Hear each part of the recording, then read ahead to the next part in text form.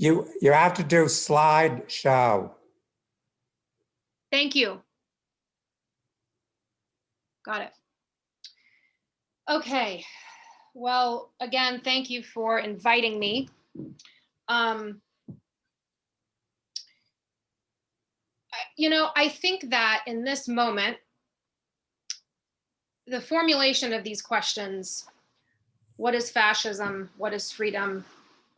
It's the money shot. It is exactly the question that we need to be asking.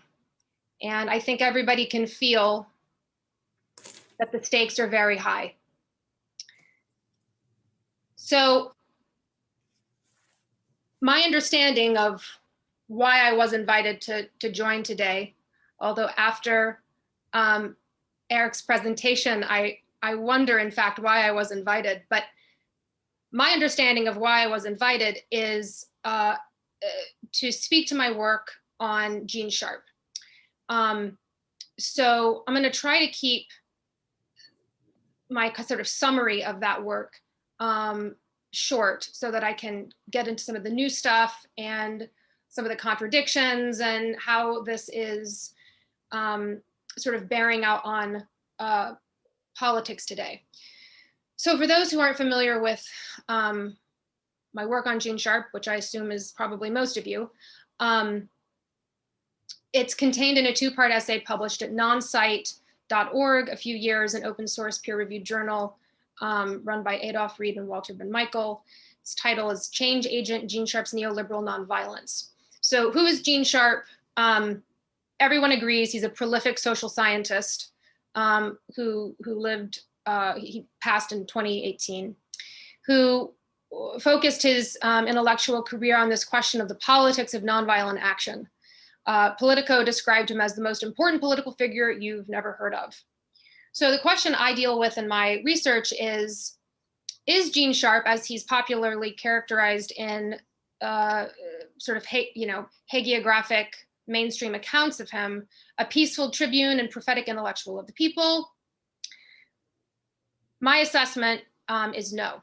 My assessment is that actually Gene Sharp is a really important Cold War defense intellectual whose kind of key career contribution was rationalizing the weapons of the weak, i.e. nonviolent struggle for US empire, for deployment against socialist countries and countries that were otherwise resisting the US agenda.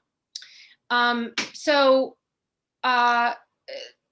you can read the sort of arguments and my evidence for why I argue for this pretty significant revision of how we think about how the left thinks about this, this intellectual Gene Sharp. But I guess one important thing to know is that whether or not you have heard of Gene Sharp, if you are on the left and if you've been engaged in any way with protest movements since the 1980s, your politics has been touched by his work. His ideas were popularized in the US, particularly by a new left formation called Movement for a New Society, which sort of innovated this, instead of doing political education, they did training. So probably many of us have attended activist trainings, and whether or not Sharp is named, his politics of nonviolent action, his list of nonviolent tactics is something that is part of the sort of canon of activist trainings. So indeed, his theories have endured most publicized US social movements since the 1980s. And then, Gene Sharp himself, along with his Albert Einstein Institution, was involved in the practical application of his own theories in contexts like the USSR, its collapse, Yugoslavia, efforts to, achieve regime change in Venezuela, and so forth. So that's sort of bringing us up to speed to some degree, I hope. So Sharp and Movement for a New Society both presented their ideas about nonviolent action as constituting actually a sort of ideological alternative to Marxism, which they termed revolutionary nonviolence. They, argued that revolutionary nonviolence was superior to Marxism because it offered a freedom and a peace that Marxism, so they argued, did not provide. And it suspiciously but tellingly, revolutionary nonviolence, or at least the kind articulated by Sharp and MNS, was totally evacuated of a sort of class consciousness, historical materialism. So that gives us a clue as to what's going on. And according to revolutionary nonviolence, as articulated by these thinkers, the key mechanism for achieving freedom, peace, both the means and outcome of a revolutionary nonviolent cosmology was to decentralize the state. So state centralization, quote unquote, was understood to be the sort of key mechanism by which violence happens in society. So raises a question, what exactly marks a state as centralized? According to Sharp, the key evidence that a state is too centralized is not that the state spends tons of money on prisons and police, secret intelligence agencies and so forth, but rather that the state is, in his view, inappropriately engaged in managing the market, interfering with the market mechanism. So to decentralize the state and so come closer to a perfect freedom and a perfect peace, we have to push back the state's presence and role in the market. We have to provide liberation for capital. So does this bear out? Is there a clear positive correlation between the size or centralization of a state, of the government, and the degree of freedom and peace for the masses in a society?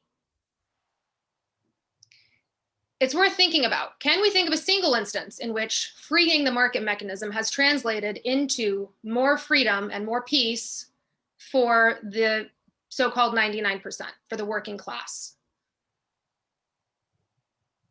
So this is just sort of an exercise that I did, trying to think about this. So, often in Marxist and socialist thinking, we hear reference to this idea that we're looking for freedom for workers and constraints for capital. And I think that's a good way to kind of, that's one important nuance in this question about what is freedom. Okay, and it's one that the ambiguity around this is something that neoliberals, apologists for capital have exploited to good effect since the Industrial Revolution. So we can certainly think of instances, historical instances in which both capital is repressed and constrained, managed, directed, and also the masses don't have much in the way of liberty either, and don't get me wrong, more often than not, I'm accused as being an apologist for Stalin and for the USSR, and perhaps fairly so, because I think that simply pathologizing the Soviet experiment is not very intellectually mature or very useful. But it's also, incorrect to say that the Soviet experiment offered a sort of flowering of, human liberty. Okay, that materially things really improved. Okay, so the USSR and China, I think, are good instances, good historical examples of instances in which capital and, labor both repressed. Instances in which capital is repressed. Well, actually, let me do the second one. Instances in which capital is liberated, but workers are still, have got the shank bit in their mouth pretty deep. Okay, lots of examples of this: the antebellum South, the Gilded Age, the present. Okay, and then the interesting question of, are there instances historically where we can argue that capital is repressed? Not the capital relation is not entirely extinguished, but it's repressed, it's managed. There's proportional taxation, there is regulation, so on and so forth. And we see also an expansion of liberty for the working class. And I would argue that the sort of the long New Deal era, which sort of begins with a material transformation in the balance of class forces, right, in the New Deal program itself, after which there's a superstructural transformation, the rights revolution, wherein we see the kind of most profound opening of civil liberties, you might argue, ever before seen in human history, which of course is terminated by the neoliberal turn. So we can think of all these, make arguments for all these examples, but I am hard pressed to think of any instance other than sort of imaginings of Hayek, Ayn Rand, Gene Sharp, among others, as to instances wherein both capital is free and workers have, amazing civil liberties, right? Protected, people can write and publish dissenting views and critique capital and so on and so forth. And why is this? I'm not going to belabor this point, but I suspect that it's because of the nature of capital itself, what it is. Capital isn't a person, it's not a human. There is the capitalist class, of course. There's a class that benefits and serves from capital, but it's a principle, MCM prime. So, take that for what you will. So, as I argue in part, actually, I discuss it in both parts of the essay, but the sort of effect of this pathologizing centralized government, okay, it does a few things. Number one, what I observed is it contributes to the left's inability to formulate ideologically coherent defenses to neoliberalism. Okay, so if the left is busy pathologizing the state, even if it is attempting to maintain a critique of capital, it's all the easier for capital to reduce the interference of the state in its affairs. Okay, number two, it helps rationalize left support for regime change operations, which we saw all throughout the 80s and 90s and 2000s. And then it also, I observe, helps pathologize, in general, all forms of constraint, regulation, management, quote unquote, domination, implicitly all hierarchy as necessarily, essentially antisocial and violent. And part of the problem that I see with that is that there's a sort of denial of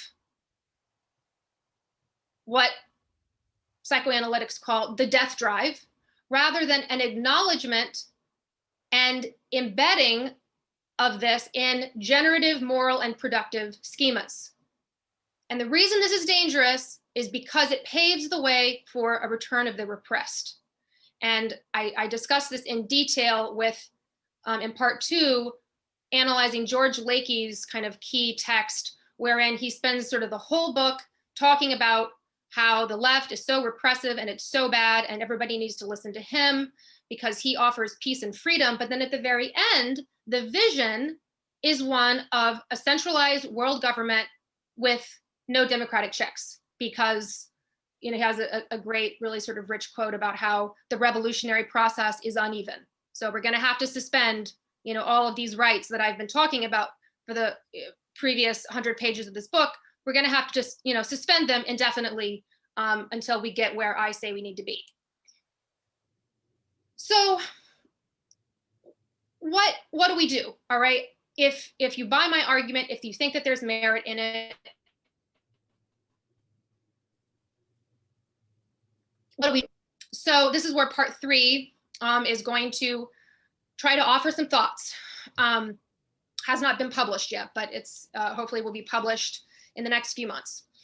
So I argue that the way to counteract the demobilizing, class consciousness scrambling effects of what I have, for lack of a better idea, termed Sharpianism, is to contest for revolutionary nonviolence, expressed as democratic socialism. And valuably, the definitive source of guidance for how we go about doing this is Martin Luther King Jr. So some context for why I'm arguing this. You got to understand that Gene Sharp, in his moment, post-war, Cold War, you know, people are genuinely, including elites, are genuinely exhausted with violence. And it's clear the Department of Defense funded Sharp's research into nonviolent action. You know, setting aside elites, whether they are cynically pretending like they are tired of violence, I mean, the public is exhausted. Okay, we've just been through 2 world wars, and there is this question of, okay, well, how do we advance U.S. interests in a way that doesn't threaten public consent? Okay, because people are exhausted of you know, bloodshed. And there's this question: who or what can deliver peace? And tellingly, in Sharp and MNS's literature, there is a clear and consistent effort to class Marxism, all strains, and socialism and class struggle as violent. That this is like an essential part of what Marxism and socialism is about. Like, they want to chop off people's heads. You know, they want conflict and war and bloodshed, and they're, you know, just maniacal, bloodthirsty tyrants. Okay. There are a lot of things that I could say to challenge this characterization. But I think one great data point is Karl Marx himself in 1872 saying this: "In our midst, there has been formed a group advocating the workers' abstention from political action. We have considered it our duty to declare how dangerous and fatal to our cause such principles appear to be. Incidentally, retreat from politics, the kind of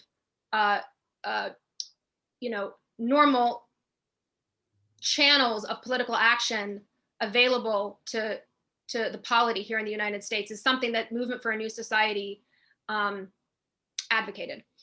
Someday the worker must seize political power in order to build up the new organization of labor. He must overthrow the old politics, which sustain the old institutions, if he is not to lose heaven on earth, like the old Christians who neglected and despised politics. But we have not asserted that the ways to achieve that goal are everywhere the same." Here's the key part: "You know that the institutions, mores, and traditions of various countries must be taken into consideration, and we do not deny that there are countries, such as America, where the workers can attain their goal by peaceful means." So in the 20th century, the realization of this idea that Marx is describing, you know, as approaching the new century, this is a key threat.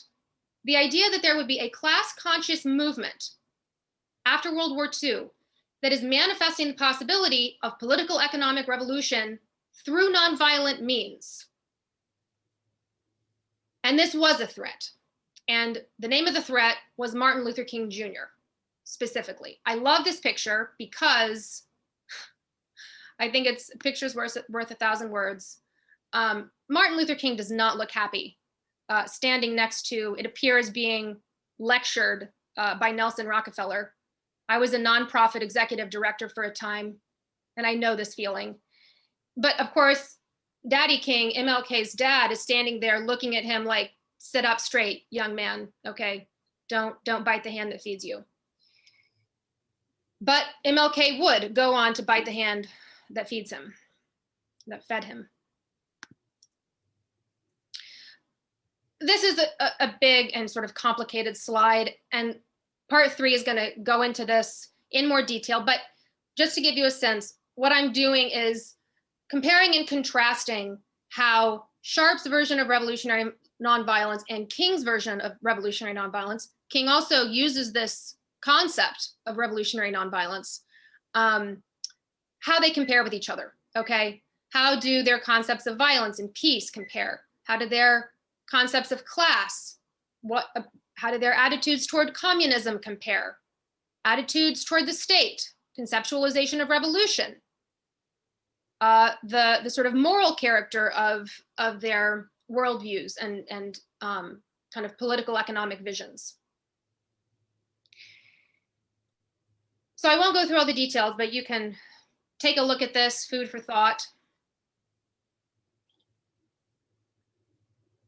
But as you look at this, I mean, consider how interesting it is that if you ask most activist leaders in the United States who the father of nonviolent action is, they will say Gene Sharp. He's regularly characterized in this fashion in activist literature, in the mainstream press, including the liberal left press. And whereas we have, you know, boulevards and schools named after Martin Luther King Jr., you know, his vision of a kind of class-conscious, internationalist, peaceful, revolutionary nonviolence is not taken seriously. He's invoked religiously, but, you know, how many activists have participated in trainings wherein King's ideas are not merely invoked, but sort of addressed with any sort of seriousness and rigor? In my experience, and I spent over a decade in the climate movement and, you know, some time in the anti-mass incarceration movements, I never experienced it one time. So here's another way that they are different. They being King's vision of revolutionary nonviolence, his class conscious version, and Gene Sharp's neoliberal compatible version. And it gets at, I mean, everybody who has spoken thus far has spoken to this thing, and it's the thing that's in front of our faces, all of our faces right now, sort of exploding all over the place. This contradiction between sovereignty and cooperation. It's also known as, you know, you can formulate this and think about it as the tension between the individual and the collective, the self and the other. This is not just a political problem, it's an existential problem. I'm acutely aware of this, having just given birth. My son is of me, but different from me. There is, you know, we are fundamentally knitted together, but experiencing this in separate bodies. Okay, so this is a big thing, and how we sort through this directly informs how we conceptualize things, such as violence and freedom. So the left, in my view, has not digested this contradiction very well at all. I think King was attempting to, but King was, and his movement were violently crushed.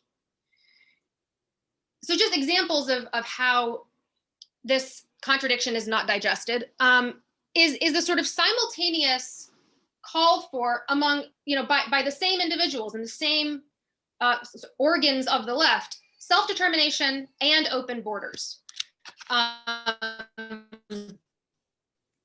Prison abolition camps for non-consenting, COVID negative Aboriginal Australians. Okay, what principle is directing here? It seems to be that it's kind of like good people and bad people, but to me, that is inadequately robust. That doesn't make any sense to me. My baby is crying. I'm sorry. I'm going to continue, but just go let him see that I'm here. So Sharp's political economic vision, you know, as we've said, asserts the value of freedoms, right? And when I say individual freedoms, you can read what I mean by that, okay? And he argues that the way to preserve and expand those freedoms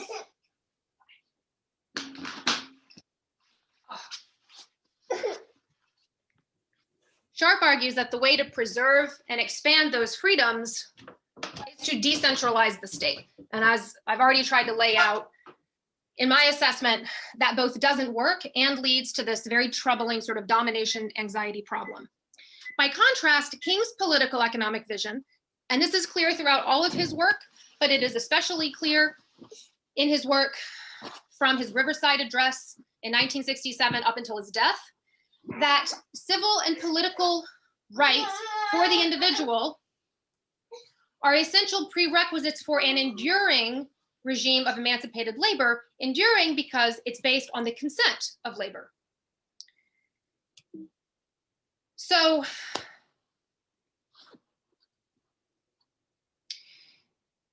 to help us understand how this contradiction is, in my view, sort of blowing up in our face right now, I want to remind us about Marx's observation that part of what capital does is it takes everything that is solid and melts it into air. So MCM prime, the logic of capital, is a quest for endless accumulation. And this quest seeks to transcend, that is to say, destroy all limits upon it: moral limits, cultural limits, biophysical limits, technological limits, etc. It never succeeds. It always goes bust, but it does inflict a lot of collateral damage along the way, all while characterizing this quest as promising liberation for everyone. As Marxists, as socialists, we have a thoroughgoing critique of this. So I'm going through this to help us understand my view of sort of where we are situated in this moment. This quest produces crises, thank you, of overaccumulation. There's too much capital, too few places to profitably invest it. As all the surrealist filmmakers pointed out, it's like we are choking on our own hoarded excrement. Crises of accumulation set off a chain reaction. Markets get frothy, there are busts, capital then gets scared and retreats. That's right. Production slows down, there are layoffs, the consumer base, demand shrinks. This fuels even more productive slowdown and economic depression. Mere stimulus, we are seeing this right now, without attendant burn-off, i.e. redistribution, transformation of the balance of class forces, control over capital, only drives inflation, exacerbates misery, and drives toward a more cataclysmic kind of systemic shutdown. Meaning, where the restoration of energetic equilibrium is resisted for long enough, war becomes inevitable. This is, I think it could be argued, a thermodynamic reality of life on Earth, but the Industrial Revolution and the reign of the money form has put this cycle into overdrive. Credit to my husband, Christian, for hipping me to George Bataille's The Accursed Share. But in it, I think he argues very compellingly that, and this is a more kind of esoteric observation made across world religions, that humanity's chronic problem is not scarcity, it's energetic surplus and the political problems that it creates. So, how this bears on our moment. One key marker of crises of overaccumulation is a kind of popular rage for the reimposition of limits. Enough. No. Capital is seeking to transcend, accumulate. There is this kind of return of the repressive motion. Of course, capital doesn't like this. And this motion leaves open the question, limits for whom? For what?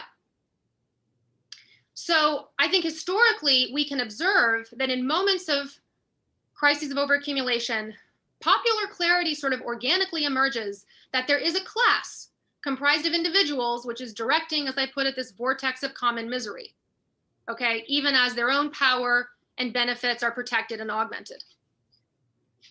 Be they called elites, the 1%, the ruling class, capitalist class, whatever.